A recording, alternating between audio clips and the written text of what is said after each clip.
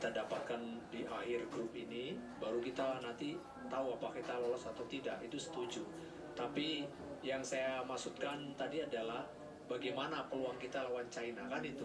Jadi peluang kita lawan China, saya bilang bahwa kita punya kemampuan untuk menang dengan materi yang kita punya, lalu dengan saya melihat adanya satu proses atau progres dalam strategi yang dibuat dari pertandingan pertama ke kedua, itu saya punya keyakinan sekarang kita ada waktu dan saya yakin akan semakin saling mengerti, ada chemistry yang semakin membaik di antara pelatih dengan pemain, termasuk dengan Jepang juga nanti. Iya, betul, saya sampaikan ya, karena kenapa? Karena jaraknya dekat kan, nanti 5-10 ya. 5 dan 10 ya.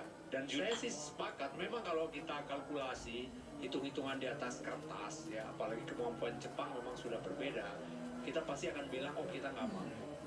Tapi sebagai seorang pelatih, sebagai seorang yang harus selalu memberikan motivasi kepada pemain, itu nggak boleh kita bilang oh nggak bisa. Jadi kita harus, ini bukan pemain, ini kan publik. Betul, betul. Dan toh ini nanti harus didengar sama masyarakat bahwa kita itu harus penuh dengan optimisme gitu loh. Jadi bukan memberikan satu gambaran angin surat, beda ya. Jadi kita memberi motivasi, oh bisa.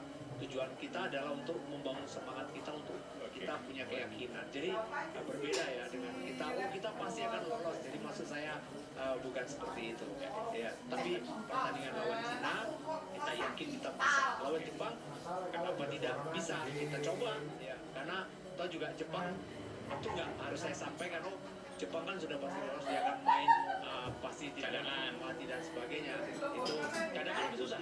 Kalau yang cadangan bisa jadi lebih susah karena pasti dia akan punya motivasi main untuk menunjukkan diri bahwa saya punya kemampuan juga, nggak kalah dengan yang pemain inti. Oke, jadi kalau kalkulasi makanya dengan posisi sekarang, maka di sisa 2 pertandingan Juni berapa sih angka maksimal yang bisa kita ambil poin? 4 poin. Jadi sekarang kan 9 tambah 4 lagi maksimal. 4 itu adalah menang dari Cina, 3 poin, draw dari Jepang. Itu kan sangat bisa diukur gitu loh. Nggak cuma awal lawan Jepang, nggak inferior juga. Ini bisa dihitung nih berarti ya. Kalau sekarang 9 poinnya, nanti ke depan itu ya 4 lah ya, 4. Ya, anggaplah 4, 13.